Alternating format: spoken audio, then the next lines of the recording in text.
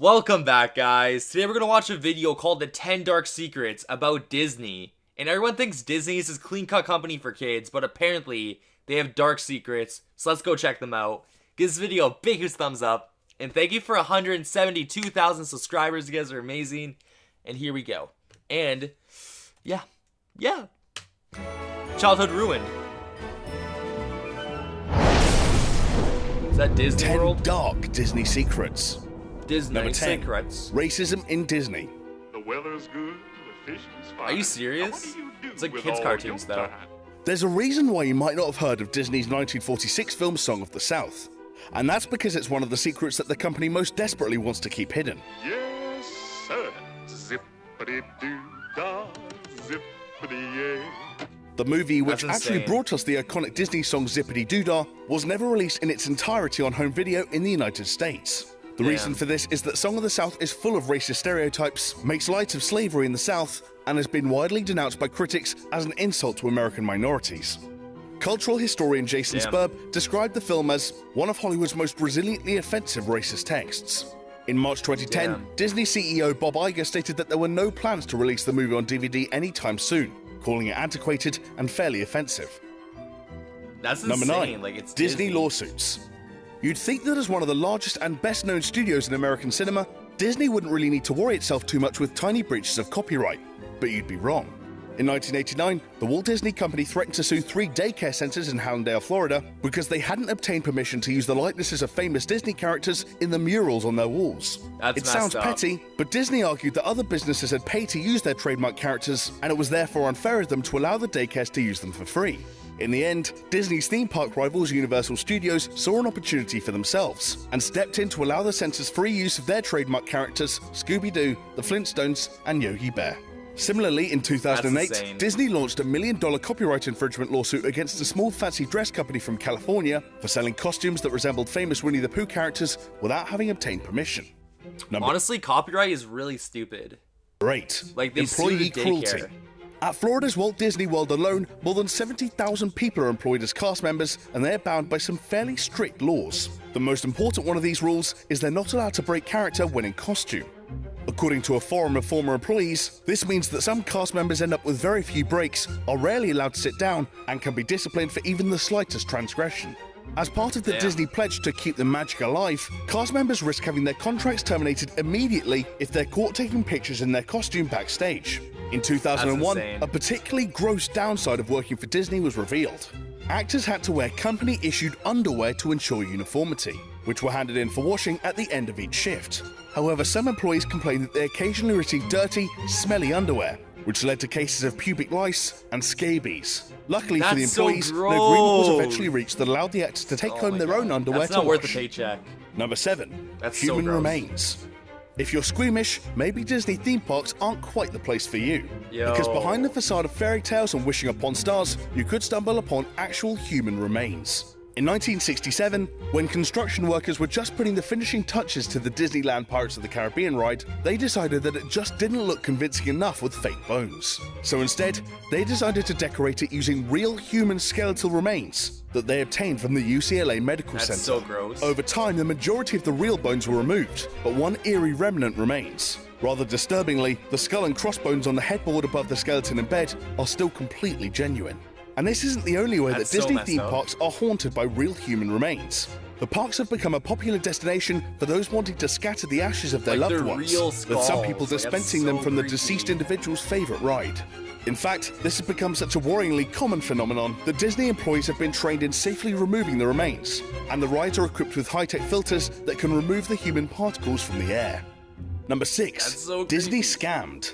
Do you not think it's a bit unfair how difficult it is to win prizes from the carnival-style games at theme parks? Yeah. It's almost as if the cans are glued down so you can't knock them over. Well, I hate to break it to you, but sometimes that's exactly what happens. Such dirty tricks wouldn't be all that surprising at a small independent carnival, but Disney is a multi-billion-dollar empire, so you think they'd be able to afford handing out a few more toys to its loyal customers. Yeah. But some Disney employees have been accused by customers, on review sites like Consumer Affairs, of deliberately distracting them from playing games, using wax to create more friction on the surface of the games, and yes, gluing things down. It's Disney, though. Number 5. Disney Really? and sexism. Accusations of Disney movies providing sexist portrayals of women have haunted the company for many decades. This is what you give me to work with. Well, honey, I Mulan. think well. Or is The it Disney Pocahontas? princesses in particular have generated criticism for their unachievable tiny waists and bizarrely emphasized eyes, the latter of which are usually wider than the former. It's worrying to think what ramifications such depictions could have on young impressionable girls. In 2016, Ellie Taylor, a teenager from Birmingham in England, overcame a battle with anorexia that had lasted for years, which she claimed had been motivated by a desire to be a Disney princess. But it's not just the way the female Disney characters look. Linguist Carmen Fort and Karen Eisenhower recently unmasked a concerning trend within the dialogue of Disney movies. The linguist revealed that even in films where female characters are supposedly the central figures, they're given far fewer lines than their male co-stars. In Pocahontas, females speak only 24% of the lines, 23% in Mulan, and despite it supposedly So Pocahontas is like mainly focused around Pocahontas, the female, but only 24% of that movie has female lines with a female leading character. That's honestly insane. Wow. being a story about two sisters, the women of Frozen are given only 40% of the lines. Number That's 4, actually kinda brain-eating parasites. Fancy taking a dip in the waters around River Country, Walt Disney's first ever water park? Well, I wouldn't if I were you. In 1980, an 11-year-old boy died after swimming in the park's lake and ingesting a rare parasite. The parasite, an amoeba called Naegleria fowleri, causes a ferocious infection that ultimately eats away at the victim's brain and carries with it a 95% fatality rate. Despite the boy's tragic death, River Country remained open for another 21 years. The parasite was also discovered in the waters around the appropriately named Discovery Island, which was also the property of Walt Disney World and finally shut down in 1999. That's so sad. Number 3, the motherless hero tradition. Ever thought that it's a bit odd how many central Disney characters don't have a mother? Jasmine in Aladdin, Belle in Beauty and the Beast. Papa, That's do you true. think I'm odd? My daughter? Odd? Even Little Nemo was brought up by his dad alone. Come on, Dad, it's time for school. Some conspiracy theorists have suggested that this could be the result of a secret Disney agenda to spread anti-family values among the younger generations. But the real reason behind this is actually less sinister and more incredibly sad. In 1938, following the success of Snow White and the Seven Dwarfs, Walt Disney and his brother Roy presented their parents with a new house in North Hollywood. Walt's mother, Flora Cool Disney, complained of problems with the gas furnace in this new home. Although repairmen visited the house, it wasn't properly fixed. Just a few months after moving into the house, Flora died of asphyxiation caused by the fumes from the faulty furnace. She was 70. Disney therefore so regularly sad. refused to include mother figures in his movies, as a somber reflection of his guilt over her death. Number 2, That's terrible. theme park deaths. The Walt Disney Company is the most successful theme and amusement park company in the world, raking in approximately $16 billion a year from 137 million attendees. With so many people visiting its theme parks, it's perhaps not all that surprising that its history is somewhat blighted by dozens of unfortunate accidents. In July 1974, 18-year-old Deborah Stone was working at Disneyland's America Sings attraction, a rotating stage show. Tragically, she wandered too near to the moving theatre wall right before it was activated. It crushed her against the side of the stage, and she died. More recently, in October 2010, That's a terrible. 53-year-old cleaner was working on a boat in the It's a Small World attraction in Disneyland Paris, where the ride was accidentally switched on. He was dragged beneath the boat, where he suffered extremely serious injuries. Despite being rescued and airlifted to a local hospital, he died shortly after the incident. That's why I don't go on roller Number 1. coasters. I hate Walt roller Disney was an coasters. FBI informant.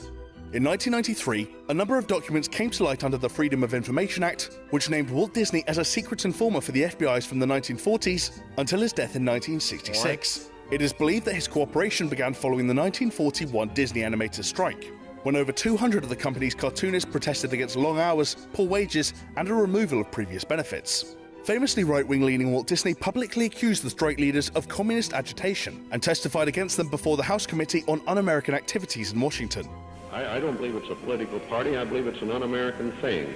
The bitter conflict led to the dismissal and resignation of numerous key Disney employees, with the number of workers being reduced from 1,200 to just 694. After that, Disney began reporting to the FBI not just on the activities of his own employees, but also on any Hollywood actors, writers, producers, or technicians suspected of political subversion. kinda weird. He also allowed J. Edgar Hoover, the director of the Bureau, access to Disney scripts and the liberty to make slight changes. There is no evidence that any FBI revisions were made to any of Disney's classic animated features, although it's suspected that they were made in some lesser-known movies and an episode of the Mickey Mouse Club, though it is unknown what these changes were.